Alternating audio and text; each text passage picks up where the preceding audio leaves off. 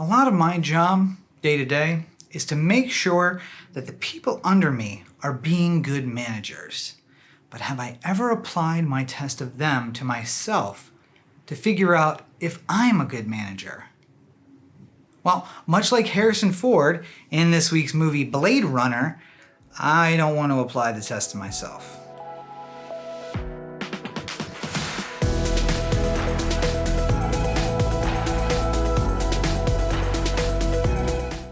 So once again, as I've been doing on most of these episodes for the past little while, I hope that you and yours are safe, that you're healthy wherever you are in the world, in the United States. I hope that you are taking care and staying quarantined. Social distancing sounds funny, but it is very important.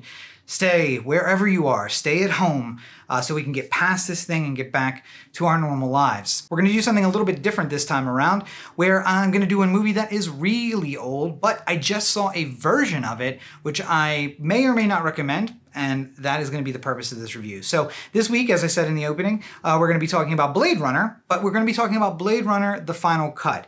Now, it's not that much different than the original Blade Runner in 1982, which of course was Ridley Scott's follow-up to Alien, which came out 3 years earlier and flopped at the box office. It has since become a bit of a cult classic, and really, I am a huge fan of Blade Runner. I really enjoy any movie based on a Philip K. Dick novel. I enjoy his novels just on their own, of course, but the movie version just kind of bring to life this dystopian future vision that Philip Dick was so good at kind of playing out in his short stories. But before we get too far into it, let's get through the pleasantries, shall we? Blade Runner was directed by Ridley Scott. It was written by Hampton Fancher and David Peoples. And of course, it was based on a novel by Philip K. Dick. It is starring Harrison Ford as the titular Blade Runner, also known as Rick Deckard, Rutger Hauer, Mary Sean Young, Edward James Olmos, Daryl Hannah, and a great supporting cast, a mix of people who may have never been seen after the 1980s and those who you will still see in supporting roles today. So you may ask yourself, hey, Rob, I know you like Blade Runner. Why are you doing Blade Runner, The Final Cut? Well,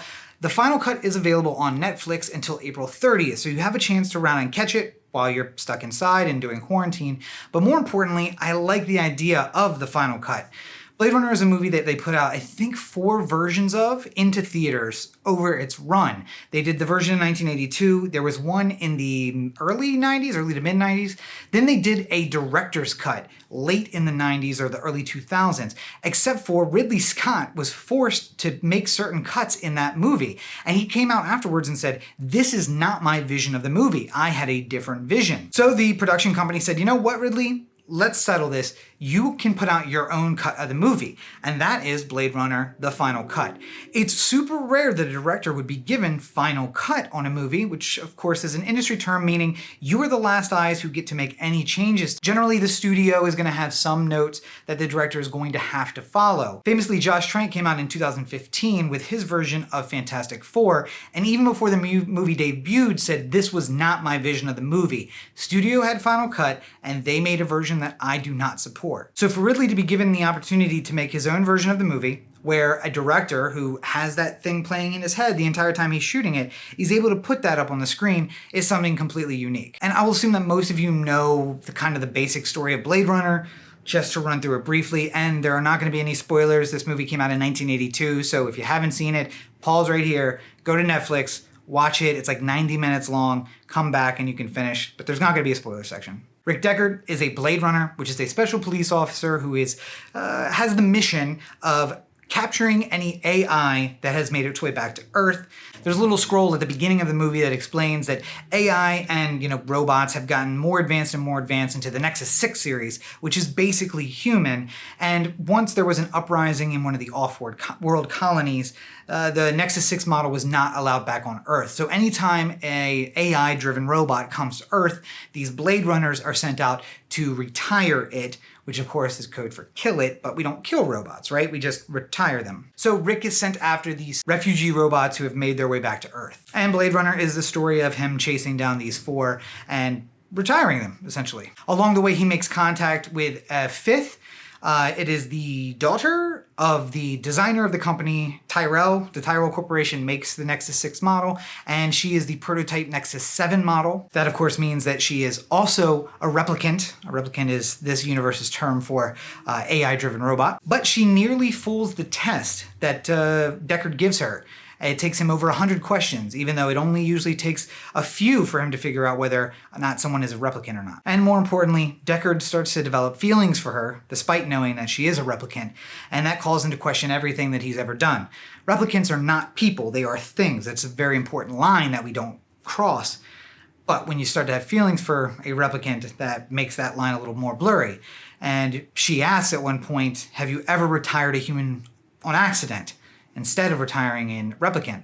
And he can't answer that question for sure, but he is pretty sure that he has never retired a human, which of course causes a whole bunch of other drama. Now, I watched this with my usual movie crew, and it was interesting to see them all take it in. I think one or two of them had seen it before, but the other person had not, and they were absolutely confused by the movie in its entirety. And that's one thing that I realized, is that I have kind of grown up in this sci-fi dystopian future kind of movie cinema for a while. So for me, this is just another one. It's just, what are the rules? Okay, now that I know the rules, does the movie follow the rules? And it does, and I can enjoy it. And I don't need to get all of the details, but for someone who hasn't been involved in that whole thing, it can be a bit of a complicated movie. So I think that my recommendation on whether you watch it or not is really based on that. You have to be a sci-fi fan to enjoy this movie, or you have to be a fan of just beautiful cinematography and the world building that can come from one of these 80s movies. If you don't care about the script itself, if you don't care about the story, you can just watch it for the beautifulness of the entire thing. The world that Ridley Scott created was amazing, and it was thorough, and it has, it bears a lot of resemblance to the world we live in now. It's actually funny because last year in November, we reached Blade Runner Day. This movie takes place in November of 2019, which in 1982 seemed pretty far away, but of course in, March of 2020 seems, in the past. But it's amazing how, when you watch it, that they got some things very right, and they got other things pretty wrong, most of which is CRT televisions everywhere and dot matrix printers, which we don't use anymore. But they did get some things correct. And I would imagine that in a dystopian world, if things went a little more dystopian, we might have to go back to those things. Cell phones might go away if we don't have the infrastructure to support them. And those thin monitors are great. But unless there's someone pulling those rare earth elements out of the ground, we're going back to vacuum tubes, and that means CRT monitors. So maybe it's that they didn't get it right. Maybe it just means that we're a little late in the timeline. Overall, though, I think if you're a sci-fi fan, you're going to enjoy this movie. If you're a sci-fi fan, you've probably seen this movie before, and I highly recommend seeing this version, the final cut, just because it's you able to see what Ridley Scott intended when he stepped behind the camera to direct this film. And if you just like beautiful cinematography, if you like that beautiful world, I think you're going to enjoy that anyway. You don't have to follow the story exactly. Even the person who isn't a fan of sci-fi and didn't really get the whole story enjoyed it, because there's a little bit of a love story involved, and there's a revenge story at some places, and although the beginning and the ending were very confusing for her, she was able to follow along for the most part, and she said she enjoyed herself. And of course, that's really the test. Can you enjoy yourself in a movie?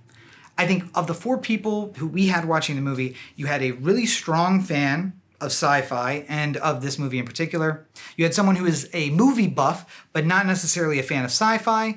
You had someone who's seen a lot of movies, including this one before, but never this version of it, and someone who was not a sci-fi fan and had never seen the movie before. And you had four people who enjoyed it and who didn't feel like they'd wasted the 90 minutes to watch it. So that, I think, is a glowing review of the movie, even more glowing than I can give it here. So, again, you're in quarantine, you're looking for something interesting, something that you might be able to bring up in a conversation later. I think that Ridley Scott's director's cut, the final cut of Blade Runner, is that movie. And of course, once you see this, you can rewatch or watch for the first time Blade Runner 2049, and it will probably make a little more sense. And what do you need other than another excuse to watch Ryan Gosling, right? So while you're stuck inside and you're just digging through Netflix and looking for something to play, take advantage of the fact that Blade Runner, the final cut's available at least until April 30th, and watch it today.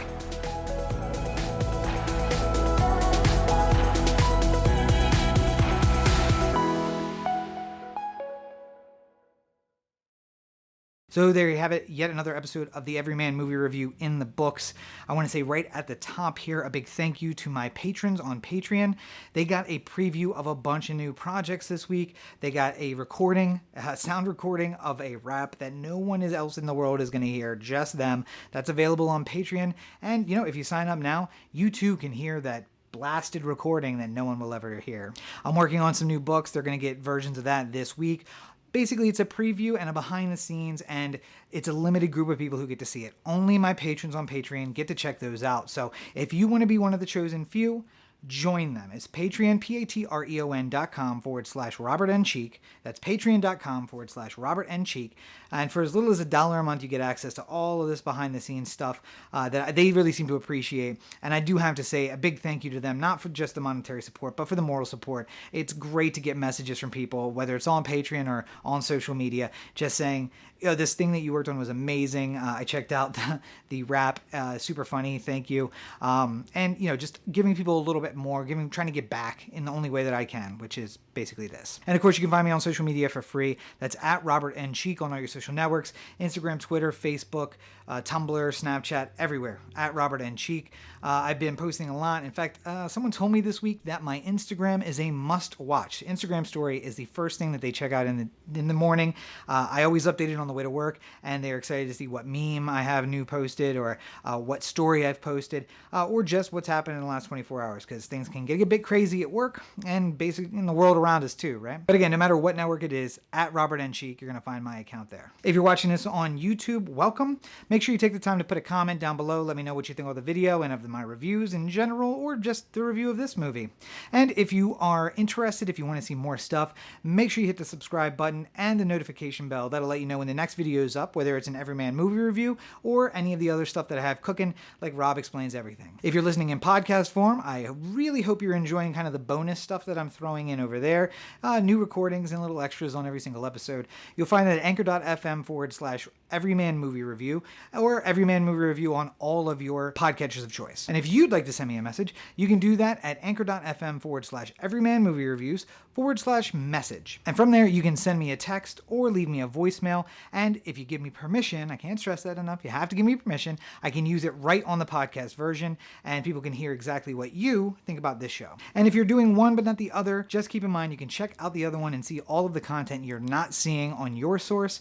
It's youtube.com/Rob Cheek and anchor.fm/Everyman Movie Review. And if you can't get enough of me, because why would you? You can check out new episodes of the Oh the Anthem podcast every Tuesday. I sit down every single week and get a new podcast out with my buddy Corey. We've been doing it for the last 5 years, and we are not stopping anytime soon. So make sure you check out ohtheanthem.com and Oh the Anthem on YouTube. We record the episodes live sometime between Saturday and Monday, and you subscribe to the channel, you get notifications when we go live on Facebook, on Twitter, on Twitch, or on YouTube. We go live on all 4 platforms at the same time. And then on Tuesday, the new episode will be available everywhere, including on your podcatcher of choice. So thank you guys for hanging out with me for yet another episode. I hope you enjoyed it. Looking to get some merch going. If anybody has anything that they would really like to do, let me know. I'm looking for ideas. And if you have ideas for new projects or new movies, send me a message on social media, on YouTube, on Anchor. Any of those places is a great place to reach me. Or join and become one of my patrons, and then you can send me a message direct. But I hope everybody takes this time to be safe, please. Take care of yourself, take care of each other.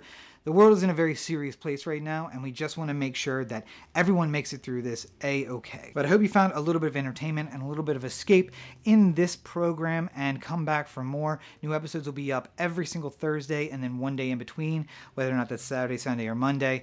So keep an eye out for the next episode, and until then, stay safe, and have a great week, everybody.